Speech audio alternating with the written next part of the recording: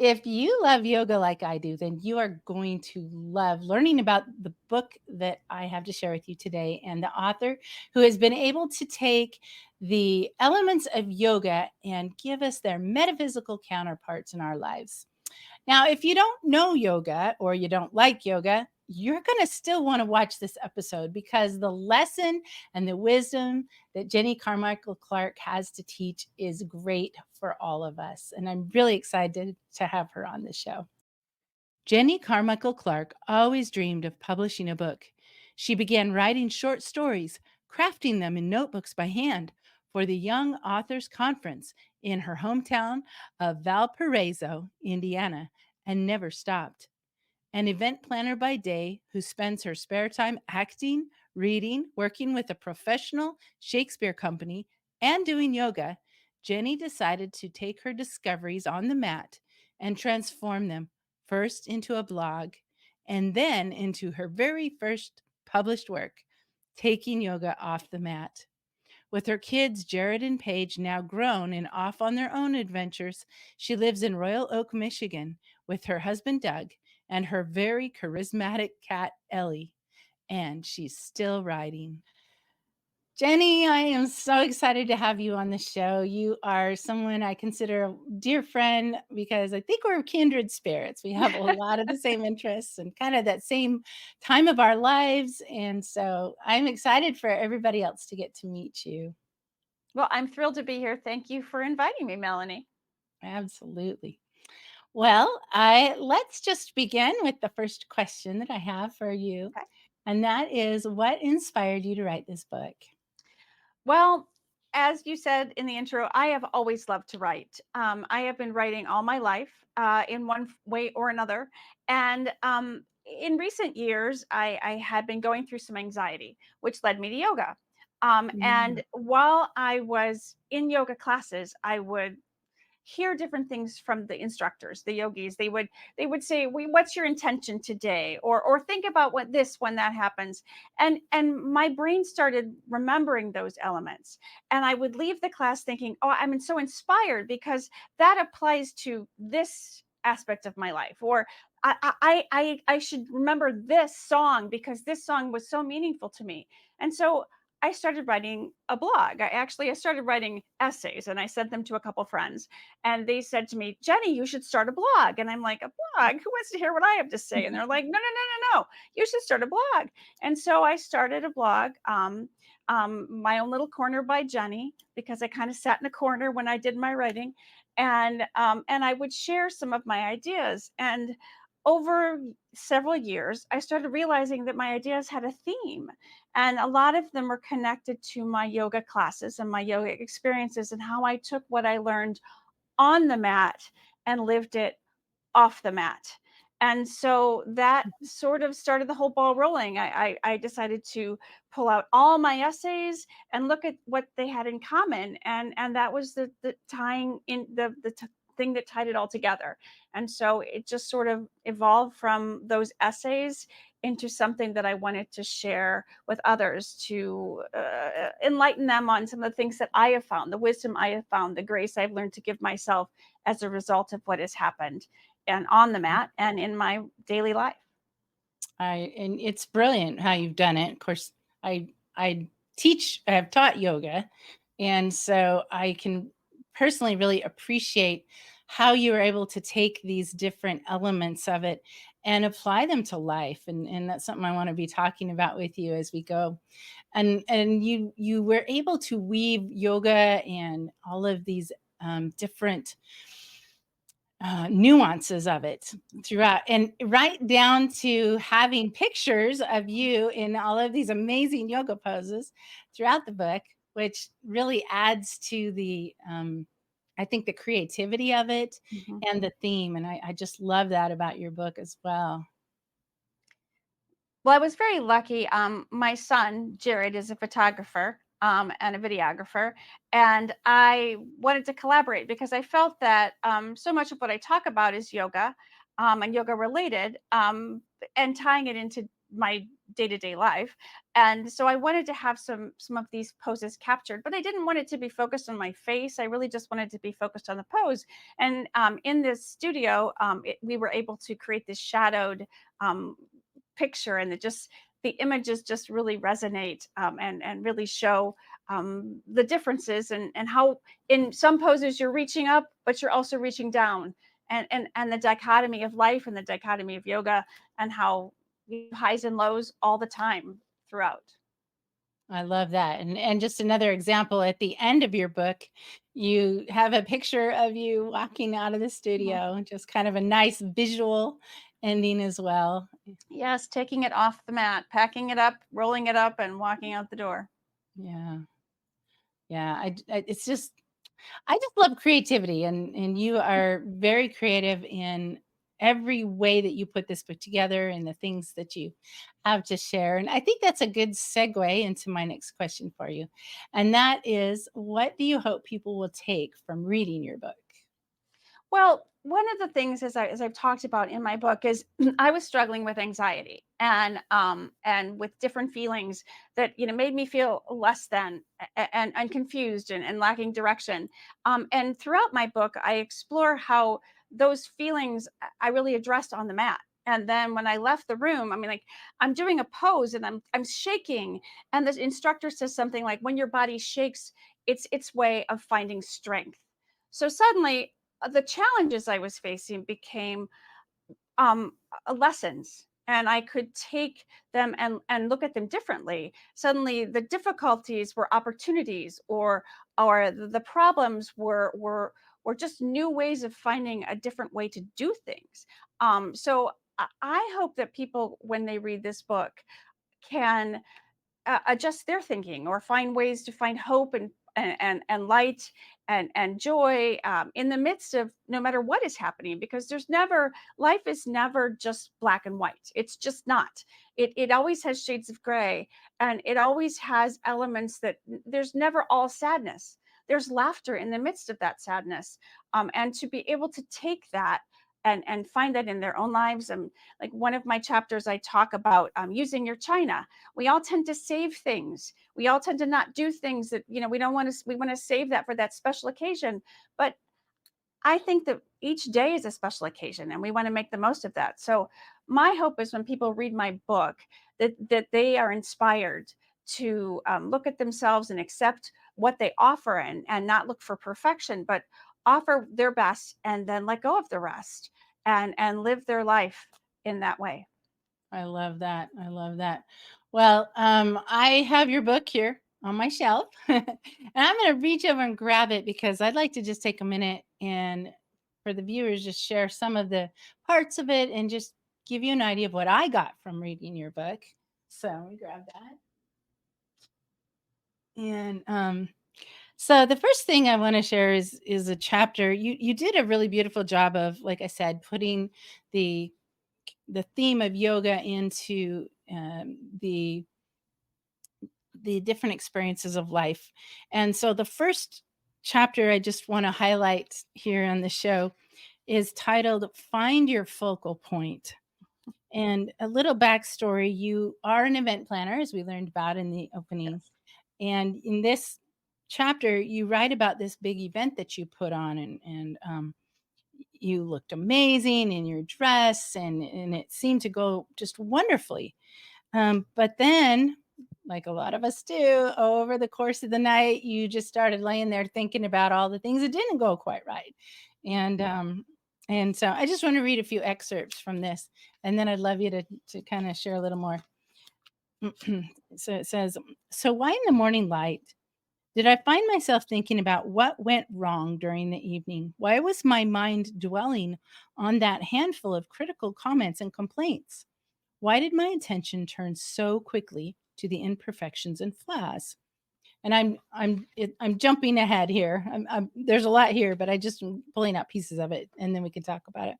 Sure. And then so you kind of go into a little bit more about this event and how amazing it was, and just very Hollywood glam, and you look amazing.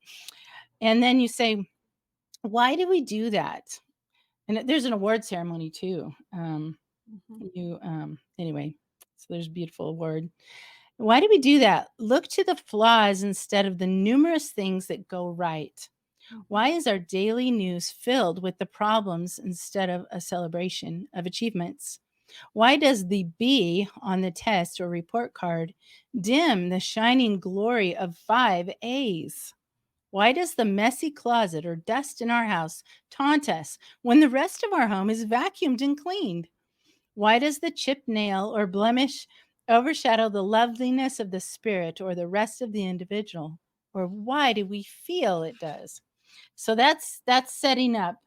Okay, now here's where we shift, and if you'll see, I have highlight and I pen mark, and I'm like, I love this. I just love this. All right, so here's where the yoga lesson comes in. It says, in yoga, I often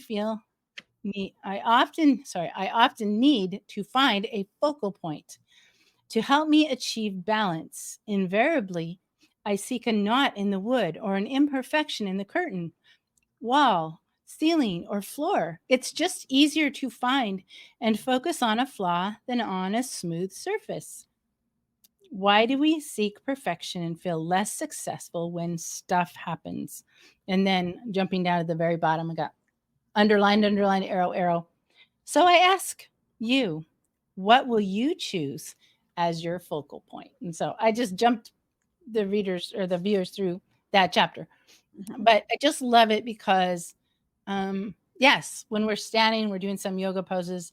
If you pick a focal point, like when you're doing tree, you can stand still. If you're looking all around, you're going to fall. It's amazing how that works.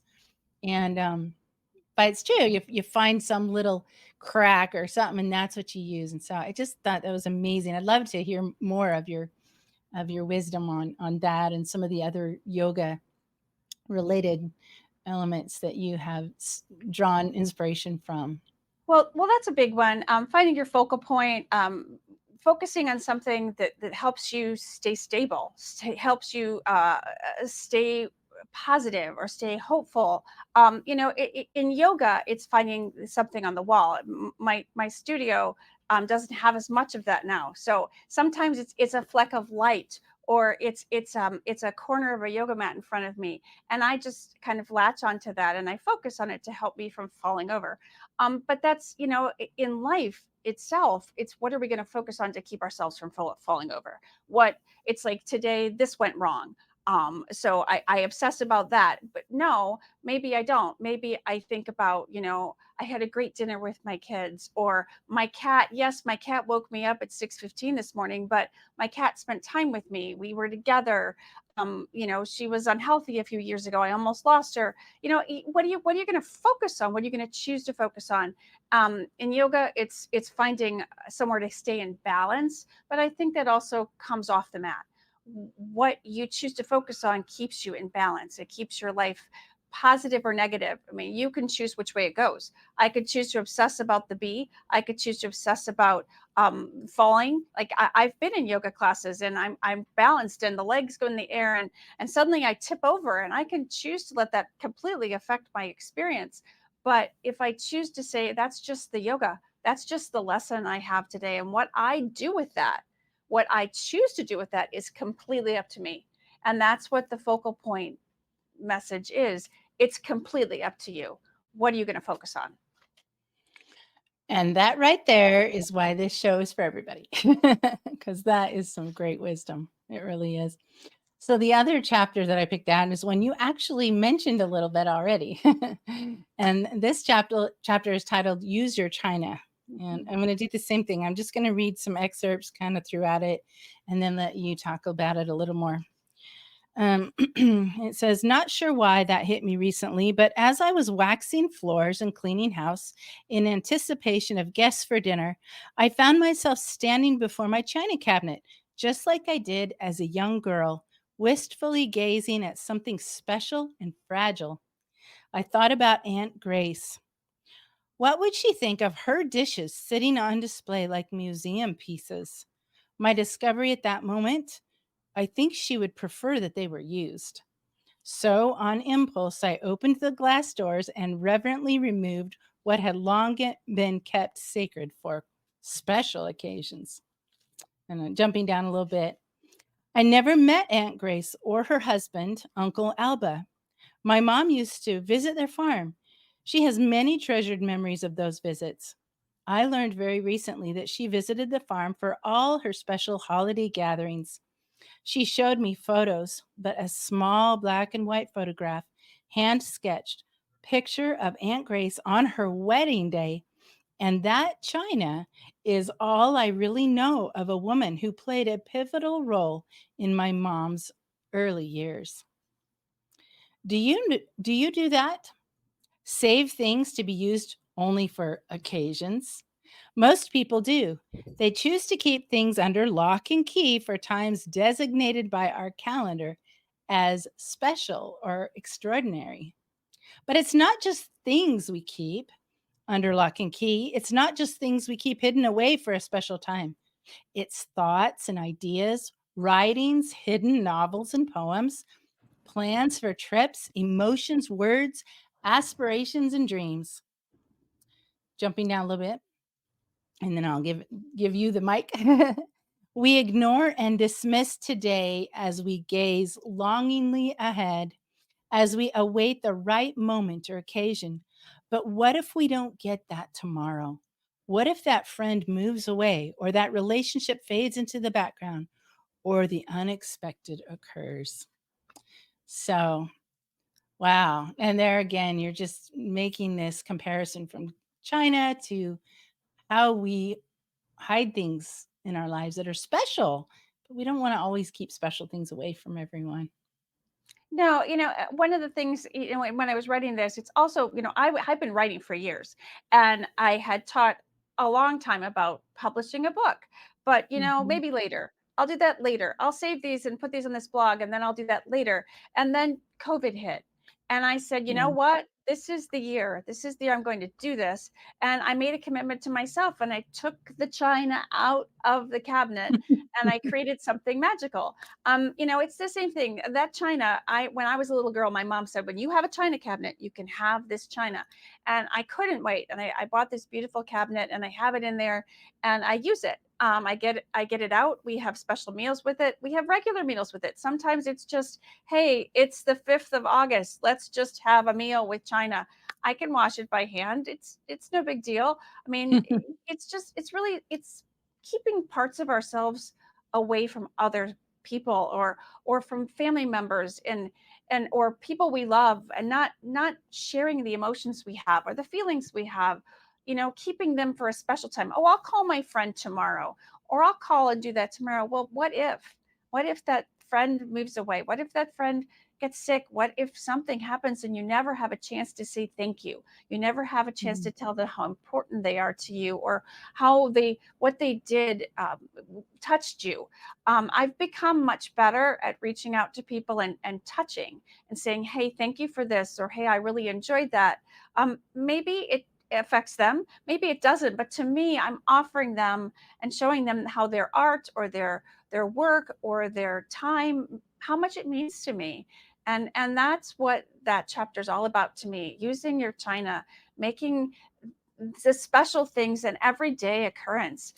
Take time for the people that are important and the things that are important to you. Ah, see, so great. Oh, I love that. I just love that. So I have one more that I've selected. I could spend an hour just doing this with you. And I got to publish your book, so I am very proud of how beautifully it turned out. And it's been fun because it was actually a few years ago that we published it. So Mhm. we are just getting back together after a little while, and I I'm know, loving it. 3 years it's been out Has there. it been that many? Oh my goodness. So it's been fun to reread it and just Mhm, kind of go, ah, yes, this is what I love about it. So the last one that I've picked out to share, I think it just kind of resonated with me because, like I said, you and I are from the same era, and this one is titled "Make Me a Mixtape." And it starts. One of the first elements of yoga that I noticed when I entered the studio was music. In fact, it was the music that I first focused on during class. The songs playing during the hour on my mat drew my attention away from the fidgets when a pose was difficult or needed to be held longer than my muscles wished. Again, I'm just jumping ahead to get little pieces of this chapter. And so then you talk about making a mixtape, Mhm. and yeah, I used to do that too. I know you're describing what it was like to record the songs and try to get the right amount of time and not have a song cut off before you run out of tape. The youth of today have no Mhm. idea the No idea. pain that we used to go through to get these things, and then trying to rewind them. Oh yeah, so and but I love what you've done here, and you talk about how it says creating a mixtape was like writing a letter or poem for someone I cared enough about to invest this crazy amount of time and effort. The challenge with the mixtape was timing. Now we make playlists and have unlimited access to songs through music streaming services. Um, but a yoga class flows similarly to my old mixtape process. The early moments of music set the tone and help you settle on your mat. Then the music in the class build up to support your breath as you stretch. The early flows help your body become stronger and your mind focus so you can prepare for the more challenging poses that eventually come your way. And boy, I think that it's both literal and metaphysical how music plays a role in our lives, this setting up. And so Yes, one of the things I like about the music in a yoga class is it starts out a little calm, and that's the same way when I was making a mixtape. The first mhm. song, it was the first and the last songs that anchored the entire experience. And in the first part of a yoga class, you start out and you settle. Every morning when I get up now, I do meditation. I spend 5 to 10 minutes settling as I climb out of bed, and it really sets the tone for my whole day because I've taken a few minutes of quiet. I've taken a few minutes for myself, which is like what yoga does. You set that first tone, and then at the end, you also settle. You take time before you go to bed after watching all the Olympics you want to watch, or all the television, or that really scary movie, and then you turn off the lights. It's like, how can you relax? So, the end of a yoga class is the savasana, where again, you Mhm. settle and you bring in everything you've learned during that class. It all settles into your system and all the strengths, all the falls, all the way you recovered from the falls, all the, anything that you picked up, excited just sorts of seeps into your system. And then you walk out the door different. And that's the way a mixtape ends. The last song where you send it and you give it to someone, that last song says something, just like the first one did. And so the mixtape and is just something. Even now, I have a taking yoga off the mat mixtape on my Apple iPhone. Oh, I wonder I've what's created. on I it. have some neat songs that, and then Mine has then there's a Enya, great. I can tell you that. Lots of I have a Enya in there. few different songs and Mhm. different things speak to me. A little Keith Yeah. Urban, a little, Lake Street Dive. It's got a little bit some Christian stuff and some really kind of some pop stuff. It just, it's music that inspires me, and I think that that is just something that it touches people. Music is a universal language, whatever it Yeah. is. Everybody responds to it differently and has different songs to touch them, but we can all take that into our, it's just something that supports our spirit. I agree. I've heard it said, and I think it's true that music is the thing that was able to kind of pierce through the veil from heaven, and that we get to have here in our lives. I love it. Absolutely. All right, let's move to the next question that I have for you, Okay. and that is, how did you come up with the title and cover of your book? And I know we kind of talked a little bit already, but I'd love to kind of get all of your thought processes and Well, coming up with it. honestly, it's like looking at all my when I printed out all my writings over the several years, and I started trying to find common themes. I really focused on the ones that had the most, some kind of a, not a lesson, but more of something to consider, like, a thought that I wanted to resolve and I wanted to kind of examine and share and get people thinking, because sitting across the table with someone and having a conversation, that's kind of what I like to think of my book as. It's like a conversation. If you were sitting next to me, we would talk this way.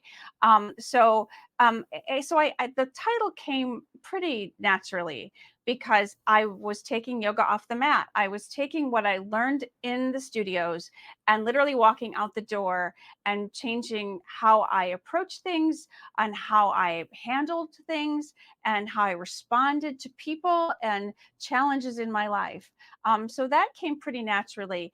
In terms of the cover, I always knew that I wanted to work with my son, the photographer. My son, I love his view, the way he uses a camera and sees things that I don't always see, to create that cover. And then I also wanted to use my niece, who is a designer as well, and she created a logo for it, a lotus blossom, which was very important to me to integrate as well, because it was a message that I learned at my very first yoga class when I was pregnant and taking prenatal yoga and then it was, this is my truth. And so this book is my truth. So I combined their talents and mine, and it was a really neat collaboration, and it was made it even more special to have. This photo was not the one I envisioned for the cover. My original thought was the one of me walking out the door. I didn't even have this photo on the list of ideas. But Jared said, as we finished up all the photos, and he said, "Hey, I want you to roll up the mat. I want you to pause, and I want to take this photo of you rolling up your mat." And I thought, "Oh, okay, I'll roll up my mat."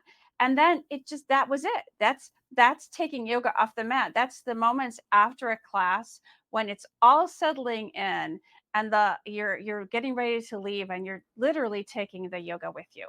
And so it was a creative idea from him in terms of the visual and the. I love the font. I I love do different too. fonts. Yeah, I So love that word yoga. It's kinda and got the way that yes, I love Eastern. how yoga pops. And Yeah. I just love to look at, and the thoughts and essays element of it is, that's what this is. It's a bunch of my thoughts and essays that I share, to create a conversation and to get people thinking, about positive things and how they can turn the knob a little bit in the way they approach life. Yeah, it is really a wonderful book to read. I think your female readers will love it the most because you talk about things that we all relate to, tea parties with your kids and wearing your favorite raincoat and just, it's definitely, it's delightful to read. It really is. And I just think that you are such a light in the world of positivity and just sentimental. What's the word? Sentimentality.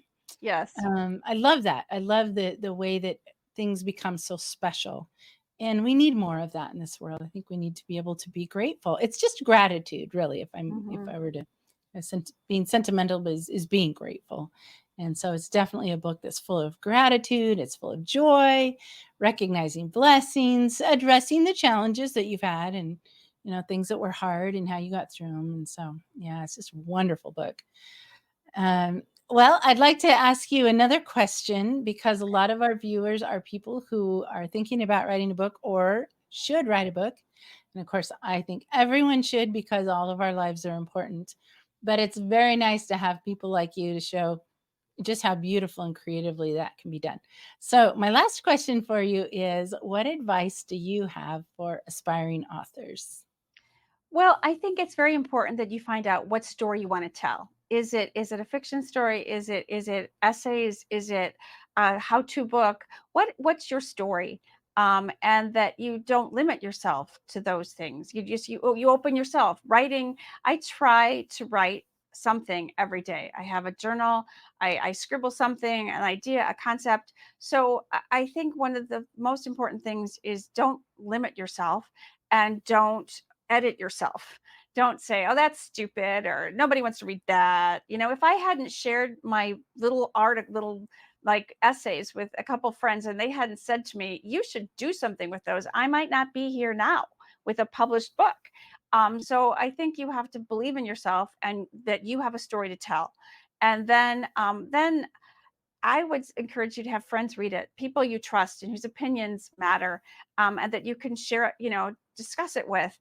I had people I knew edit my book, go through, just kind of look at, give me some feedback, and go that way. And then, find somebody who to support your book, who resonates with the topic. I mean, when Melanie and I talked about what I was thinking, and how you and I collaborated on how best to tell the story and what chapters to put in what order and what photographs would complement and what we were missing, or can Yeah. we change, it really works working with a good publisher and a good editor and someone who understands your vision, that and that doesn't push you down. I mean, somebody who really wants you to succeed, and wants you to tell your story your way, not their way, but your way, and Mhm. so Mhm. that it reflects who you are as a writer. Yeah. Well, you obviously your book is a joy, and working with you is a joy. And I'm so grateful you came on the show. I wonder if you would come back and give more. I have another playlist that I'm creating on Triumph Talks of experts in writing, publishing, and marketing books. And so I'm just bringing all different ideas. And I'm actually finding that a lot of authors are really great to come back and just talk about the writing process. And Mhm. you've done so much writing in your life with your blog, and of course the book, and even just the way that I think that your natural talent, even for acting, has been part of how you just put everything together so creatively. So I think it would be really nice if you would come back and share some of that with us all. I would be thrilled to come back.